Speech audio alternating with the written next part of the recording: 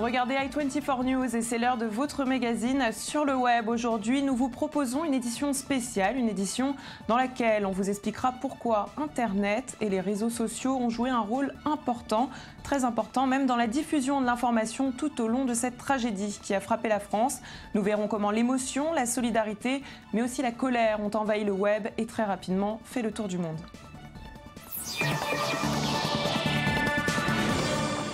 Face à la tragédie, il est parfois difficile de trouver les mots pour exprimer ses sentiments. Avec les attentats perpétrés à Paris, on a pu constater un véritable élan d'émotion sur les réseaux sociaux. Sur Twitter et Facebook, les internautes ont exprimé leur solidarité. Ils ont pu prévenir leurs proches, chercher un abri et même venir en aide à ceux qui en avaient besoin.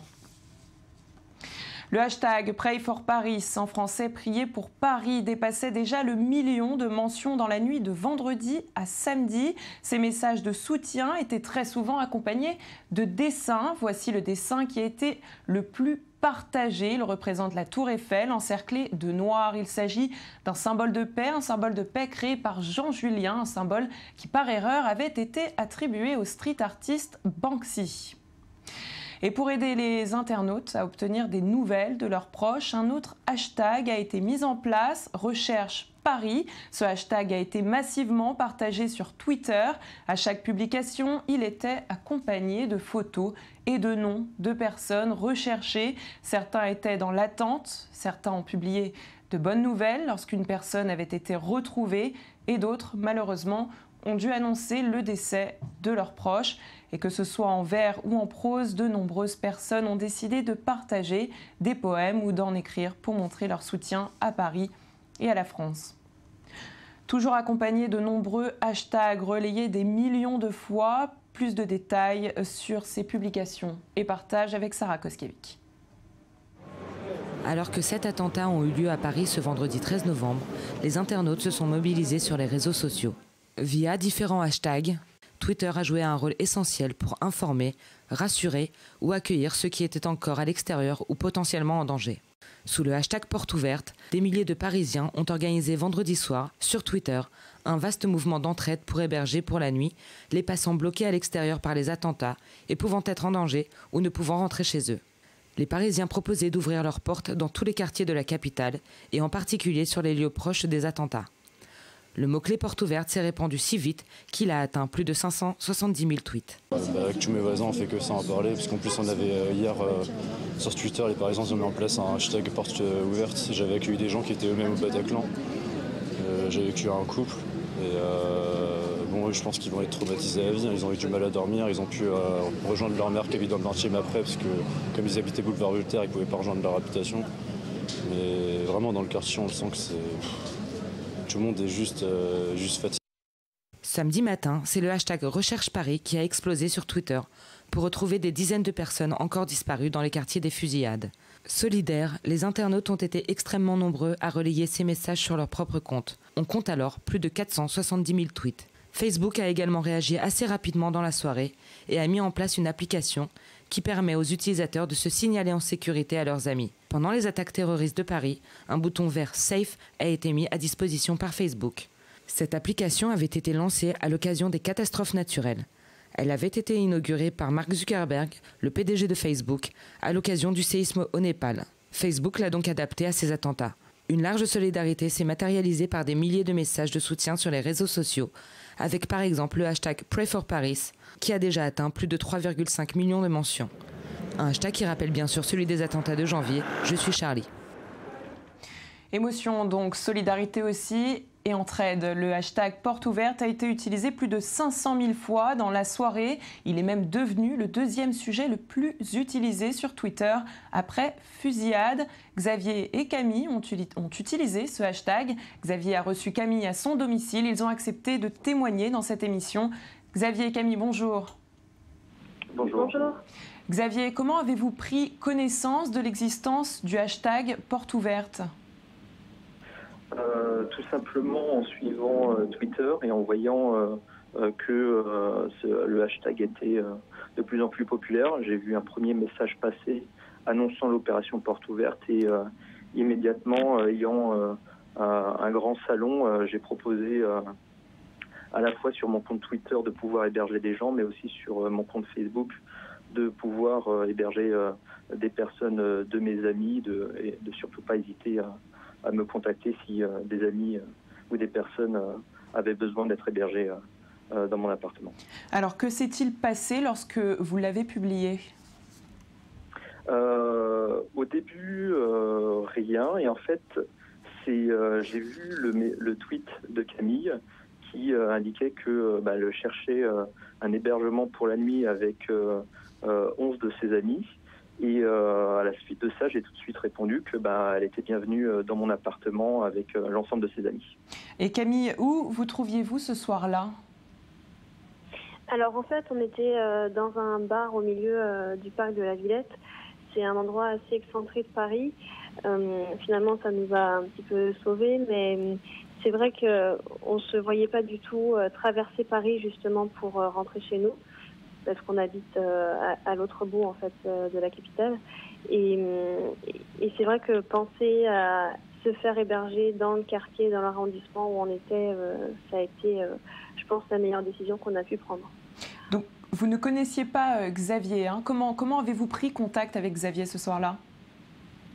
Alors effectivement, j'ai envoyé un seul message en m'expliquant qu'on était 12 dans ce bar, enfermés, à ne pas savoir ce qui allait se passer pour nous. Et j'ai tout de suite eu des amis qui ont retweeté mon message, qui a été encore retweeté, etc. Et finalement, c'est une personne qui nous a mis en contact tous les deux. Et j'ai pu prendre finalement le contact de Xavier directement suite à cette mise en relation. Et alors tous les deux, Xavier et Camille, vous êtes restés ce soir-là connectés aux réseaux sociaux ? Moi, oui. Oui, tous les deux, on a été vraiment connectés au réseau, voir comment ça continuait finalement. Xavier, vous aussi ? Oui, parce que tout le monde essayait de prendre des nouvelles de ses proches. J'avais une amie qui était bloquée dans un bar sur la rue Oberkampf, donc on lui donnait des nouvelles de rester dans le bar dans une zone sûre. Et vos voisins aussi ont fait preuve de solidarité ? Mes voisins, je sais pas. Probablement. Vous êtes resté à la maison et donc sur les réseaux sociaux. Camille, est-ce que les gens autour de vous ont fait la même chose ? Est-ce qu'ils sont passés par ce hashtag éventuellement pour pouvoir se réfugier chez quelqu'un ? Alors, dans mon entourage proche, je n'y crois pas. Après, c'est vrai que quand j'ai lancé le message, mes amis étaient assez dubitatifs, un petit peu inquiets finalement de la solidarité des Parisiens et même des Français, parce que finalement ça s'est propagé au-delà de Paris. Ils étaient un petit peu inquiets et ils n'ont pas compris finalement ma démarche tout de suite. Et c'est vrai que j'ai réussi à les mettre en confiance, j'ai réussi à leur expliquer qu'il y avait un vrai élan de solidarité spontanée qui était en train de se mettre en place et qu'il fallait faire confiance à ça. Et effectivement, aujourd'hui, on va tous bien, mais sur le coup, ça n'a pas été facile de réunir et de persuader finalement que c'était une bonne solution. Est-ce que vous avez ressenti un véritable élan de solidarité sur les réseaux sociaux ? Et surtout, est-ce que ces réseaux sociaux, on peut dire qu'ils vous ont sauvé la vie ? Je pense que le fait d'avoir été effectivement excentré du centre-ville nous a sauvé la vie une première fois. Et effectivement, la solidarité nous l'a sauvé une deuxième fois parce que c'était trop beau et il fallait profiter de cet élan pour vivre et continuer à profiter de la soirée. Vraiment. Merci Camille pour ce témoignage. Merci à Xavier aussi. Et si les internautes ont été très actifs, Facebook aussi l'a été. Le réseau social a lancé un bouton d'urgence baptisé I'm Safe. Cette fonctionnalité vise à signaler que l'on est en sécurité. Il consiste à choisir deux options possibles, à savoir je suis dans la zone affectée où je suis en sécurité. I'm safe a été utilisé plus de 5 millions de fois. La société civile n'a pas été la seule à réagir sur Internet. En effet, les hommes politiques, les personnes les plus influentes de la toile, ainsi que de nombreuses célébrités se sont exprimées ce soir-là. Et même le lendemain, plusieurs chefs d'État ont ainsi publié des messages et des vidéos. Parmi ces personnes, on notait Barack Obama, Angela Merkel, ainsi que le Premier ministre israélien Benjamin Netanyahou, qui a publié un long discours en anglais, ainsi qu'un court discours en français sur sa page Facebook. Regardez. Israël se tient aux côtés de la France dans la lutte contre le terrorisme islamiste radical. Hillary Clinton aussi s'est exprimée. Elle parle d'horreur sur son compte Twitter. Toujours sur Twitter, David Cameron a apporté son soutien à la France et aux Français. De nombreux dessins ont été réalisés et partagés en masse, tout comme après les attentats qui ont frappé Charlie Hebdo au mois de janvier. Des dessins aux couleurs de la France, des dessins qui représentent la tristesse, des dessins qui montrent que le peuple français continuera à se battre pour défendre ses valeurs. Et on continue avec les célébrités aussi qui se sont mobilisées sur la toile. Johnny Hallyday a envoyé son soutien à toutes les familles des victimes. Le lendemain de ces événements tragiques, il se trouvait à Strasbourg. Sur scène, il a demandé à son public d'effectuer une minute de silence. La vidéo a très vite fait le tour des réseaux sociaux. Elle a aussi bien évidemment été reprise par de nombreux médias. Regardez. Nous avons décidé de dédier le concert de ce soir à tous les disparus des attentats d'hier soir à Paris.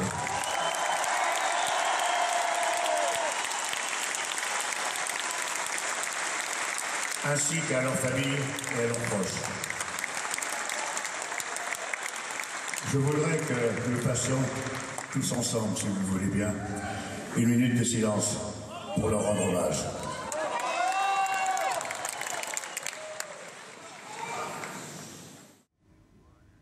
Et puis d'autres célébrités ont apporté leur soutien sur Internet. Kim Kardashian, par exemple, a publié ce dessin de Jean Julien, accompagné du hashtag Pray for Paris, tout comme Justin Bieber, qui a demandé à son public de prier pour un monde meilleur et pour la paix lors de son concert au Staples Center de Los Angeles.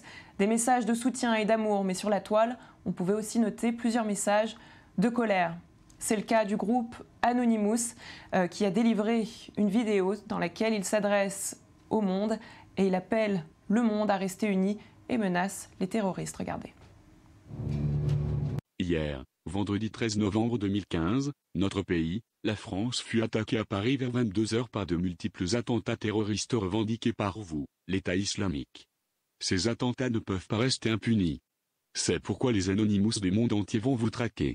Oui, vous les vermines qui tuent les pauvres innocents. Oui, nous allons vous traquer. Comme nous avons pu le faire depuis les attentats de Charlie Hebdo. Attendez-vous donc à une réaction massive d'Anonymous. Sachez que nous vous trouverons et que nous ne lâcherons rien. Nous allons lancer l'opération la plus importante jamais réalisée contre vous. Attendez-vous à de très nombreuses cyberattaques. La guerre est déclenchée. Préparez-vous. Le peuple français est plus fort que tout, et se relèvera de cette atrocité, encore plus fort, sachez-le. Anonymous présente encore ses condoléances aux familles des victimes. Nous sommes Anonymous, nous sommes légion, nous ne pardonnons pas, nous n'oublions pas, attendez-vous à nous. Mes chers compatriotes, au moment où je m'exprime, des attaques terroristes d'une ampleur sans précédent sont en cours dans l'agglomération parisienne. Il y a plusieurs dizaines de tués. Anonymous a récupéré une des vidéos de propagande terroriste publiée il y a déjà plusieurs mois. Cette vidéo montre des hommes qui menacent la France et son président. Le message y est clair, Anonymous agira. Vous avez vu notre réaction, et ceci n'est que le début, Inch'Allah. C'est maintenant que le combat commence. N'est-il pas temps que vous défendiez votre religion? Subhanallah. Vous êtes humiliés, chaque jour vous êtes humiliés, Subhanallah al-Adim. Vous allez faire la manche, vous allez gratter le chômage, le CPAS, vous allez gratter, Subhanallah, le SMIC. Alors vous pouvez venir nous combattre. Et Wallah qu'on vous attend. Parce que pour le moment, vous êtes des peureux. Vous venez qu'avec vos avions. Pourquoi vous ne venez pas sur le sol nous combattre? Venez sur le sol nous combattre. Qu'on vous fasse goûter un petit peu à ça. Hein? Qu'on vous fasse un petit peu goûter à ça. Mais ça, François Hollande, t'envoies tes petits hommes, mais toi tu ne viendras jamais. Pourquoi? Parce que tu es un lâche, tu n'es qu'un lâche, et tu sais très bien que tu n'es qu'un lâche et tu ne vaux rien. Bonjour peuple du monde libre, nous sommes Anonymous Wallonie, ceci est un message important que nous vous délivrons, nous rejoignons les branches Anonymous de chaque pays afin de combattre le terrorisme. Nous luttons main dans la main contre Daesh, nous appelons tous les citoyens à boycotter l'islam radical, et à dénoncer aux autorités les personnes qui prêchent le djihad. Anonymous entend mener une lutte sans fin contre les pantins de l'État islamique, qui n'a rien d'un État. Nous menons un combat incessant au niveau des territoires, mais aussi nous combattons les sites internet de propagande terroriste. Nous sommes musulmans, juifs, chrétiens, bouddhistes, athées et non-croyants, nous avons foi en nous-mêmes. Nous sommes Anonymous, nous sommes légion, nous ne pardonnons pas, nous n'oublions pas, respectez-nous. Et c'est la fin de cette émission spéciale. On se quitte avec les images de David Montello qui, en le lendemain des fusillades, s'est rendu devant le Bataclan avec son piano pour jouer Imagine de John Lennon.